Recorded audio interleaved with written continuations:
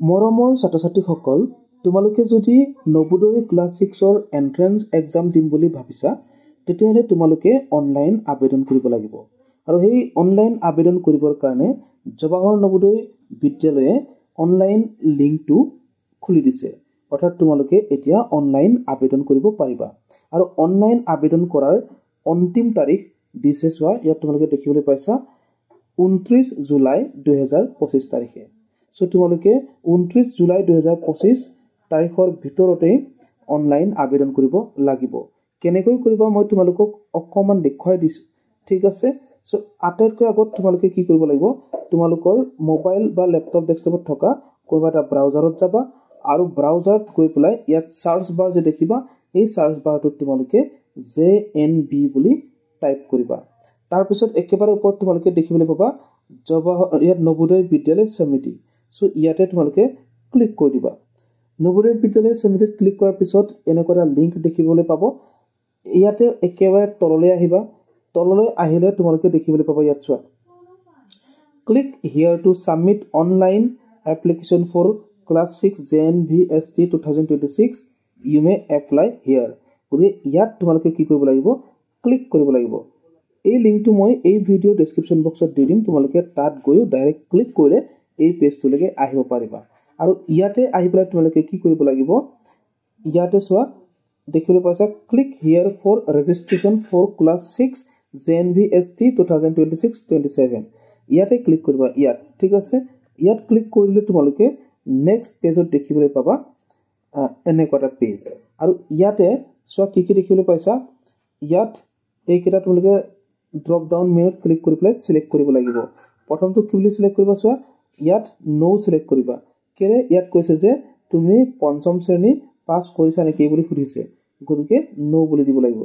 আৰু 2 নম্বৰটো নো দিব লাগিব, কাৰণ ইয়াত কৈছে তুমি JNVST আগতে পৰীক্ষা দিছা নেকি সেই বুলি। আৰু 3 নম্বৰত কিন্তু তুমি ইয়েছ কৰিব লাগিব, কাৰণ ইয়াত কৈছে তোমাক প্ৰসপেক্টাছ তুমি ভালকে প্ৰসপেক্টাছখন ভালকে পঢ়িছানে সেই বুলি সুধিছে, ঠিক আছে। তাৰ পিছতে তলৰটোত আহিছে তুমি পঞ্চম শ্ৰেণীত পঢ়ি থকা জিলা আৰু তোমাৰ থকা জিলা, অৰ্থাৎ তোমাৰ পঢ়ি থকা স্কুলৰ জিলা আৰু তোমাৰ ঘৰৰ জিলা একেই নে সেই বুলি কৈছে, ইয়েছ বুলি দিবা। যদি নো হয় নো বুলি দিবা, ঠিক আছে। নো বুলি দিলে তেতিয়া you are not eligible to apply ওলাব, কিন্তু নো বুলি দিব নোৱাৰিবা, ইয়েছে দিব লাগিব, ঠিক আছে। সো নেক্সট আহিলে whether a candidate has been promoted class 4 2025 বৰ্ষত ক্লাছ 4 টো পাছ কৰিছানে এই বুলি সুধিছে, গতিকে তুমি ইয়েছ দিব লাগিব। আৰু ইয়াত সুধিছে do you have Aadhaar number, Aadhaar number তোমাৰ আছেনে, যদি আছে বুলি দিবা। আৰু ইয়াত তুমি আধাৰ নাম্বাৰটো ভৰাব লাগিব। আধাৰ নাম্বাৰটো যদি ইয়াত ভৰোৱা তেতিয়াহ'লে তোমাৰ মোবাইলত OTP আহিব আৰু এই OTP ভৰাই পেলাই নেক্সট পেজলৈ যাব পাৰিবা, ঠিক আছে।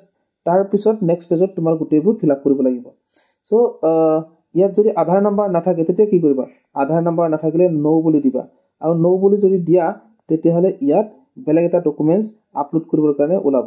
অৰ্থাৎ যদি তোমাৰ আধাৰ নাম্বাৰো নাই, অৰ্থাৎ আধাৰ কাৰ্ডো নাই, তেতিয়াহ'লে তুমি চিন্তা কৰিব নালাগে, আধাৰ কাৰ্ড নাথাকিলেও তুমি আবেদন কৰিব পাৰিবা। গতিকে মই ইয়াত জাষ্ট অভাৰভিউ এটা দিলোঁ, তোমালোকক কমপ্লিটলি কেনেকৈ আবেদন কৰিব লাগে এইটো মই শিকাই দিয়া নাই। মই নেক্সট ভিডিঅ'ত তোমালোকক শিকাই দিম যে কেনেকৈ আচলতে আবেদন কৰিব লাগে। গতিকে মই এই ভিডিঅ'ৰ জৰিয়তে তোমালোকক জনাই দিলোঁ যে নবোদয় ক্লাছ 6ৰ এন্ট্ৰেন্স এক্সামৰ কাৰণে যদি তুমি মানে প্ৰিপাৰেশ্যন চলাই আছা বা পৰীক্ষা দিম বুলি ভাবিছা, তেতিয়াহ'লে আবেদনটো কৰি লোৱা। আবেদনটো কৰাৰ পিছত তুমি পঢ়িব লাগিব, আৰু পঢ়িবৰ কাৰণে তুমি চিন্তা কৰিব নালাগে, মোৰ এই চেনেলটোৰ লগত জড়িত হৈ যোৱা। ইতিমধ্যে নবোদয় ক্লাছ 6ৰ বাবে দৰকাৰী বহুতো ভিডিঅ' বনাই থোৱা আছে, আগৰ প্ৰশ্ন কাকতো সমাধান কৰি থোৱা আছে, তোমালোকে সকলোবোৰ চাই পেলাই প্ৰস্তুতি চলাব পাৰিবা, ঠিক আছে। সো আজিলৈ আমি ইমানতে সামৰিছোঁ।